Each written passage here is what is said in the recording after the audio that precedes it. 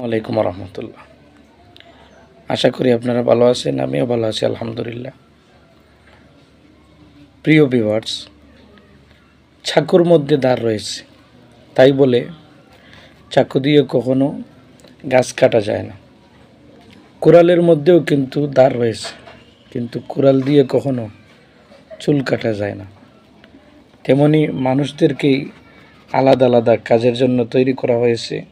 আপনি যেটা পারবেন সেটা হয়তো অন্য লোকজন নাও পারতে পারে, তাই বলে কি আপনি তাকে সম্মান করবেন না? তাকে কি রেসপেক্ট করবেন না? তাকে কি সমাজে জায়গা দিবেন না? কেন আপনি অন্যকে ছোটো করে দেখেন? প্রত্যেককে আলাদা আলাদা কাজের জন্যই আল্লাহ তৈরি করেছেন।